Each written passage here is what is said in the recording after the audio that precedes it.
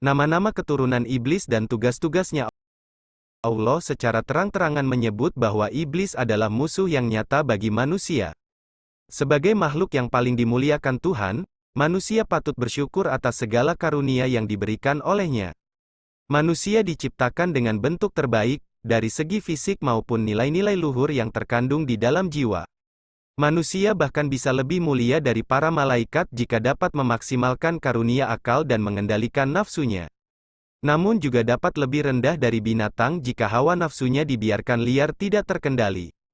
Salah satu bentuk kasih sayang Tuhan kepada manusia adalah memberinya peringatan agar berhati-hati menghadapi tipu daya iblis. Sesungguhnya iblis muncul di segala sudut kehidupan manusia. Ia menyusup melalui setiap sel darah manusia, mengelabui setiap informasi yang dikirim oleh panca indera ke otak lalu ke hati, yang merupakan benteng pertahanan terakhir. Allah secara terang-terangan menyebut bahwa iblis adalah musuh yang nyata bagi manusia. Dalam surat Yasin ditegaskan, "Bukankah aku telah memerintahkan kepadamu hai Bani Adam supaya kamu tidak menyembah Saitan? Sesungguhnya Saitan itu adalah musuh yang nyata bagi kamu." QS Yasin 60. Iblis sangat membenci kepada anak cucu Adam karena dendam kesumat yang melandanya. Jauh sebelum diciptakannya Nabi Adam, iblis adalah pribadi yang tekun beribadah, bahkan ibadahnya melampaui para malaikat. Iri hati dan kesombongan yang membuat iblis menjadi makhluk Tuhan yang terkutuk. Iblis disuruh Tuhan sujud kepada Adam, tapi ia menolaknya, di saat yang bersamaan para malaikat dengan penuh kerendahan hati melaksanakan perintah sujud tersebut. Iblis merasa lebih mulia dari Adam, karena ia diciptakan dari api sedangkan Adam hanya dari tanah. Karena arogansi dan pembangkangannya itulah, iblis diusir dari surga, ia mendapat laknat dari Tuhan selama-lamanya hingga hari kiamat. Mulai saat itulah iblis secara terang-terangan menyatakan permusuhannya kepada Adam dan anak cucunya. Bahkan, menurut sebagian ulama, kebencian iblis kepada anak cucu Adam jauh lebih besar daripada kepada Nabi Adam sendiri. Pertimbangannya karena iblis diciptakan dari api, anak cucu Adam dari air, sementara Adam dari tanah liat. Sisi kontradiksi api dengan air lebih besar daripada dengan tanah liat.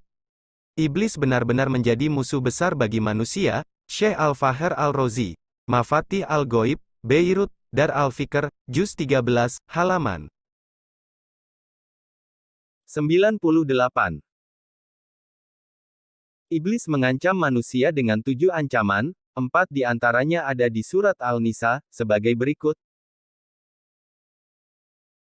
Dan aku benar-benar akan menyesatkan mereka, dan akan membangkitkan angan-angan kosong pada mereka dan menyuruh mereka, memotong telinga-telinga binatang ternak, lalu mereka benar-benar memotongnya, dan akan aku suruh mereka, mengubah ciptaan Allah, lalu benar-benar mereka mengubahnya. Barang siapa yang menjadikan Saitan menjadi pelindung selain Allah, maka sesungguhnya ia menderita kerugian yang nyata. QS Al-Nisa, 119.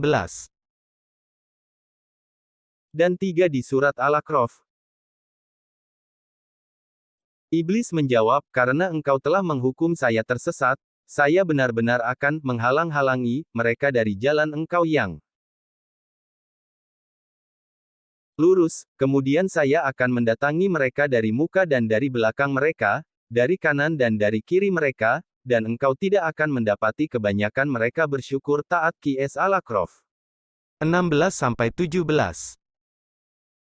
Keturunan dan prajurit iblis berikut tugas-tugasnya seorang pakar tafsir terkemuka, Imam Mujahid sebagaimana dikutip Syekh Abdurrauf Al-Manawi menyebutkan bahwa iblis memiliki keturunan dan prajurit yang terstruktur rapi, mereka bekerja sesuai bidangnya masing-masing. Berikut penjelasannya. 1. Al-Syabru. Makhluk satu ini selalu berurusan dengan segala bentuk cobaan yang menimpa manusia. Setiap kali manusia mendapatkan cobaan akan dibuatnya galau dan tidak sabar menerimanya. Segala ekspresi berlebih dikala mengalami musibah seperti menangis histeris, depresi, mengamuk dan tradisi jahiliyah lainnya berhubungan dengan pengaruh Al-Syabru. 2. Al-Awar bertugas di bidang tindak asusila. Cucu iblis inilah yang mengajak manusia melakukan hubungan seks bebas dengan lawan jenis. Al-Awar mampu memberikan tegangan tinggi di bagian kemaluan pria dan wanita untuk menambah gairah melakukan hubungan terlarang. 3. Al-Saud inilah mungkin cucu iblis yang paling berhasil di bidangnya. Cucu iblis yang satu ini bekerja di bagian pemberitaan. Ia berperan meracuni sebuah berita dengan penuh kedustaan.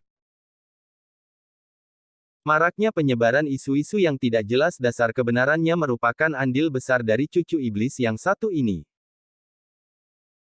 4. Al-Dasim berperan menghancurkan keharmonisan rumah tangga pasangan suami istri. Pengaruhnya akan semakin cepat menjalar jika suami hendak memasuki rumah tanpa terlebih dahulu mengucapkan salam terhadap keluarga yang ada di rumah atau tidak dalam kondisi berzikir. 5. Al-Zalanbur. Ia selalu standby di pasar-pasar. Cucu iblis satu ini yang membuat para pebisnis di pasar rentan melakukan tindak penipuan dan kecurangan dalam bertransaksi. Janji-janji palsu pedagang terhadap konsumen merupakan tipu daya dari Al-Zalambur. 6. Al-Walhan keturunan iblis satu ini bertugas mengganggu urusan bersuci manusia. Setiap manusia dibuatnya selalu ragu-ragu dan was-was saat berwudu, mandi atau aktivitas taharah lainnya. Al-Walhan mempengaruhi manusia untuk menggunakan air secara berlebihan. 7. Al-Hanzab anak iblis satu ini secara khusus mengganggu sholatnya manusia. Anak cucu Adam dibuatnya malas sholat, melanggar etika sholat, melakukan hal-hal yang dapat membatalkan sholat, tidak khusyuk saat sholat dan lain-lain. Syekh Abdurrauf Al-Manawi, Faidul Al-Qadir, Juz 2, halaman 503. Masih banyak lagi beberapa tentara iblis yang bertugas membawa misi besar penyesatan terhadap manusia secara massal. Menurut satu riwayat, setiap hari iblis bisa melahirkan anak dengan jumlah besar sesuka dia. Setiap prajurit yang berhasil menyesatkan manusia, dijanjikan iblis mendapat mahkota yang tinggi sebagaimana disebutkan dalam hadits riwayat Ibnu Hibban, Al-Hakim dan Al-Tabrani dari hadisnya Abi Musa Al-Asy'ari berupa hadits marfu. Syekh Badruddin Al-Aini, Umdah Al-Qori Syarh Shahih Al-Bukhari, Juz 15, halaman 168. Iblis dan para prajuritnya sadar benar bahwa vonis kutukan Tuhan takkan pernah dicabut kembali, sehingga mereka bergerilya bahu-membahu dari generasi ke generasi dengan satu misi untuk menjerumuskan manusia yang mereka anggap sebagai anak emas Tuhan. Oleh sebab itu, penting bagi manusia untuk mewaspadai gerakan mereka, di antaranya dengan memperbanyak zikir, memperbanyak sholat, rajin membaca Al-Quran, bersedekah, menebar kedamaian antar sesama dan amal ibadah lainnya yang dapat membentengi manusia dari gangguan iblis. Godaan iblis tidak hanya kepada orang-orang awam tapi juga menyerang orang-orang soleh dan ulama, bahkan lebih gencar. Setinggi apapun kualitas ibadah dan keilmuan manusia, iblis akan terus berusaha menyesatkannya selama manusia masih hidup. Tidak sedikit mantan orang soleh dan ulama yang dijerumuskan iblis sehingga mengalami akhir hayat yang buruk, na'udzubillahi min zalik. Oleh karenanya para ulama tasawuf mengajarkan agar tidak mudah jumawa atau memvonis buruk kepada orang lain, sebab kita tidak akan pernah mengetahui akhir dari kehidupan kita.